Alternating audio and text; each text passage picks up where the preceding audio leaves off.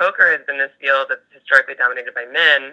There's not that many female poker players. There definitely are more now than I'm sure there was 10 or 20 years ago. But it's still very much this different experience. Like there's nowhere else in life that I can think of, at least off the top of my head, where I go where I'm sometimes the only woman in that space. So for me, it definitely is a different feeling. I mean, I can't tell you what the people around me are thinking, but I know that for me, I'm like, wow, this is kind of strange. This is different. People might respond to me differently, and I'm going to feel differently based on the fact that I'm like, wow, I'm the only woman or one of the only women in this room. And I think when it comes to the actual play, there's like so much that I want to explore more. So maybe I'll save more of it for a vlog. But in part, I think, we go off of stereotypes as well as what we have observed from other players when we're playing poker. So if there's a stereotype that women don't bluff, then that's something that I can use to my advantage, right? Like I could maybe get more bluffs through at a table, or I can maybe not get bluffs through, but I can get called down by players that think I'm bluffing when I have a big hand. Well, one of the things I like is that you do approach it. I mean, there's a lot of psychology in poker. Can you tell us about the fashion experiment? I was enthralled with that. One day you go into a poker room very casual with the aforementioned hashtag fuck you pay me t-shirt that you created, by the way. And then another day you go in dressed to the nines. And you wanted to see what that was like and how people approached you. Yeah, that second day felt really awkward, the day that I got really dressed up.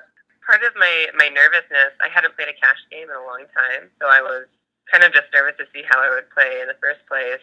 And I definitely was curious to notice my own, just my own actions and my own feelings Right? based on how I looked. And I absolutely expected that I would get more looks and probably more comments when I dressed really sexy, which I think is, a lot of people would probably expect that, right? It's more maybe inviting more comments and more glances to dress really sexy. So yeah, when I dressed casually, I felt comfortable and really didn't talk to anybody. That was the main thing I noticed, that like nobody talked to me, and I preferred that. But when I dressed really sexy, got all kinds of looks and comments and conversations that for me were just a distraction.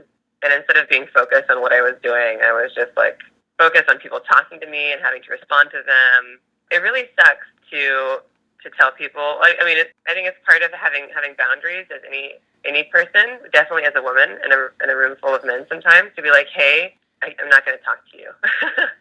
So it's hard to do that again and again. Be like, hey, you seem like a nice person, but like, shut the hell up. Right. Like, you seem great, but I don't want to talk to you. It just gets old, and so it can be hard to do that. So a lot of times, it's that day when I dressed up really sexy, I found myself getting into conversations with people that I didn't really want to be in conversation with them. So that's part of the reason why I just was like, I kind of hated that day. I was like, I never want to dress like this in a casino again. Unless I'm not playing poker, then I probably won't care as much. Well, I find that interesting because maybe this is a stereotype. I think that if you were dressing sexy, it would be the men at the table that are distracted. But you're saying it was you that were actually distracted. Yeah, I mean, it's possible they were distracted too. Like, I can't read into their heads and tell you what they were thinking. But I know that I was distracted because of my overall discomfort with feeling watched by some people that I noticed were like looking at me or making a lot of comments. And I was distracted by this like obligation to speak to people. And I, didn't necessarily have to feel obligated. I'm sure other women would handle it differently. But when people make comments to me and start a dialogue, and this is actually part of where that fuck you pay me hashtag comes in. I think I'm in general a really empathic person, and I am really good at socializing with people. I enjoy talking with people. You can see from the YouTube comments, like I really enjoy people's comments a lot of times, and we'll start a dialogue with them. So responding and like being a part of that conversation is something that I actively have to turn off, and being empathic is something that I actively have to turn off.